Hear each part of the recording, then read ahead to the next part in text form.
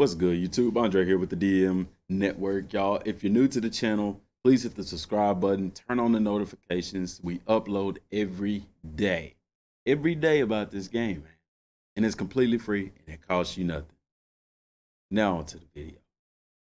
So today, in the continuation of this daily series for this game, I was thinking, wow, man, at some point I'm going to run out of stuff to talk about, but it never fails. Every day there's something more to talk about. And I've messaged, or not messaged, but I'm active on Twitter, so I'm adding Bandai Namco. I'm putting it out there that we putting in work, and we're trying to find out. Hopefully they can let us know something. When are we gonna hear the next tidbit of information and stuff like that? I really think it's gonna be after the 15th when Jump Force launches, because they don't want to take away from anything surrounding that game, especially this close to launch. All eyes and ears are on that right now. So now I don't think they'll make us wait until E3 and Comic-Con to hear something. I believe we'll hear something before then. I'm going to look and see if there's anything going on in Japan coming up. Could look out for next month's issue of V-Jump magazine. Could be something in there as well, but definitely y'all keeping our ears close to the ground for that. Now, for the video today, I really want to discuss some things, because this game is touting itself as being a nostalgic yet completely different Dragon Ball experience. And they kind of said the same thing about Xenoverse. However, we know from the details of the game that it's not going to be some multiverse thing.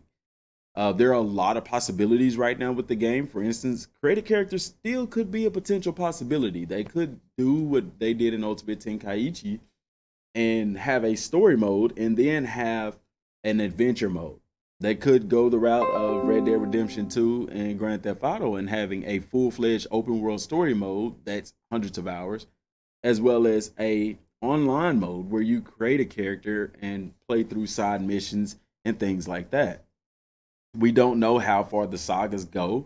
Right now, speculation is hinting that it only goes to the Frieza saga. But people are saying that it's so early that maybe they'll release other sagas later. Could be DLC. There is just so much going on with this game that I believe that it really will be something completely different. Even though the story's the same. We've had open world Dragon Ball games before. The Super Nintendo game that I talked about yesterday, Dragon Ball Z Legend of the Super Saiyan. That game, the Legacy of Goku game,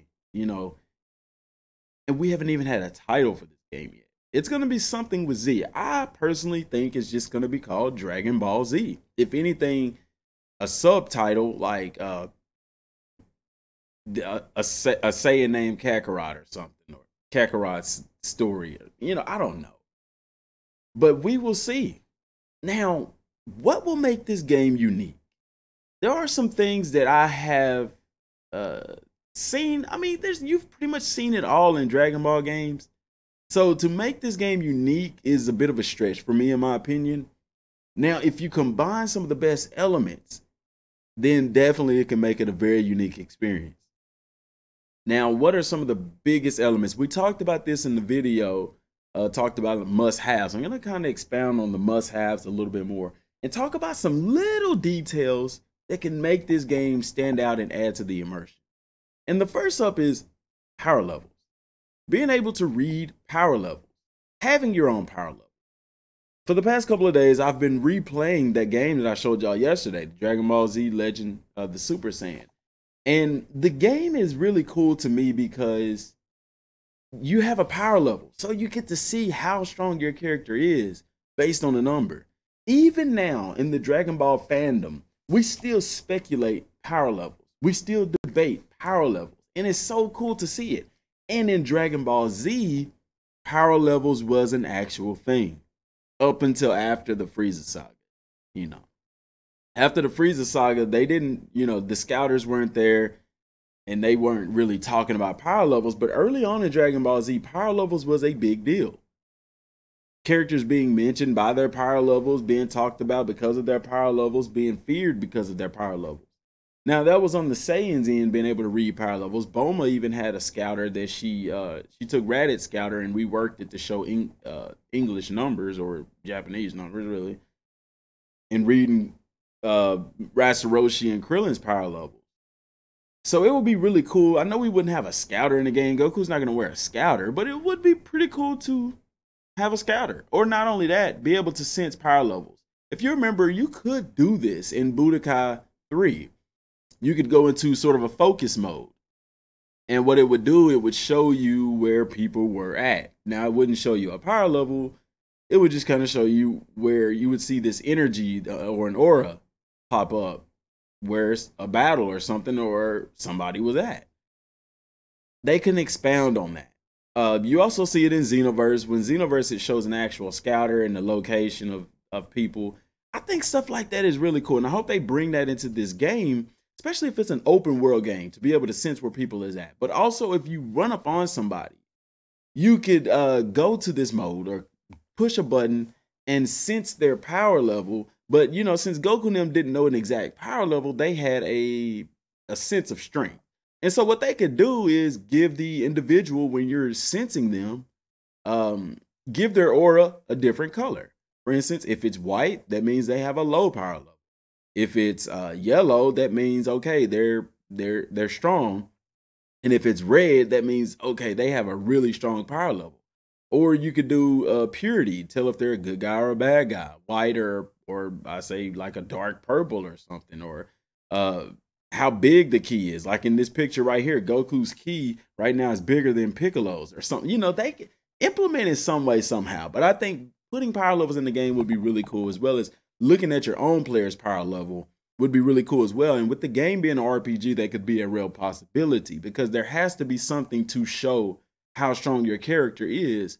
Now you could say, well, DM, they could use levels, you know, but, you know, to me, levels should be used as far as your level as to what abilities and skills you're able to use and items. And then as far as your strength level, you should have a power level. I think they should do power level. That would be really, really cool to me, in my opinion. And I really hope they put that. Another thing that we talked about before, and I'll say it again, is destructible environments. What was going to make this game stand out from the rest is, man, being able to destroy things. And the biggest part of being destructible, having destructible environments, is your ki blast. Whenever our ki blast misses our opponents in past Dragon Ball games, it doesn't do anything. But what happens in the anime? Go back and watch Dragon Ball Z. Anytime a ki blast missed and it hit a mountain or a rock or even the ground, there was damage there. There was an explosion that went off and things like that. So bring that back. And also the next thing, kind of bouncing off of the power level deal. If I'm stronger, if I'm significantly stronger than my opponent, his damage, he should not be able to do any damage to me. I get tired of seeing RPG games and games in general to where you're fighting and it's an RPG, it's power-based game, and the computer can damage you all they want to. But when you're significantly stronger than them, you cannot damage them at all. If any of you play the game Destiny, you know exactly what I'm talking about. If you're entry level and you're playing against in-game level content, or even somebody, you know, the computer, if they're 10, 15 light levels above you, they'll have the skull and crossbones and you shoot them or whatever and it does nothing. But when they shoot you, it's like a one-shot kill. Now, fast forward to the end game where you're max light level, and then you go back to a entry level opponent, and guess what? If they shoot you, they can still do damage. Like, I do not want that in the game. And once again, referring back to the game that I was playing yesterday on the Super Nintendo, Dragon Ball Z Legend of the Super Saiyan, that's how it was. If you were significantly stronger than your opponent, I think my Goku was at level 47 and had a power level of over 1 million. I was fighting against Nappa and Vegeta, and they literally could not damage me because I was so much stronger than them. You see what I'm saying? I want that in the game. And if they implement training the way that we want, this is going to make things freaking awesome, because now you're going to train your butt off, just like Goku does in the anime. You're going to train your butt off to get as strong as possible. Now, to counteract that, yeah, you're going to have the game. I would hope that the game would have certain enemies that would level scale along with you, just so you can continue to grow and the game doesn't become boring by you just bodying everybody.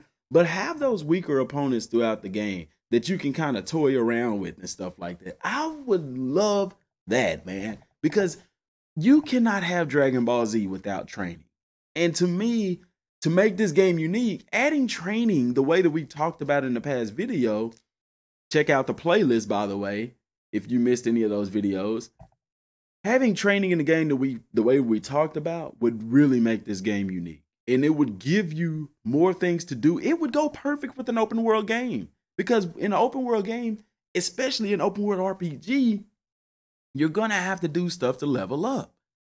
You're gonna need to do things. So I cannot wait to see what they're going to do. I can't wait to see what this world is gonna look like. More information about this game. Y'all, I appreciate y'all for tuning in for today's video. Let me know what you think down in the comment section down below. What is a small detail that you would like to add to this game that you think would make a big difference? Till next time, thanks for watching.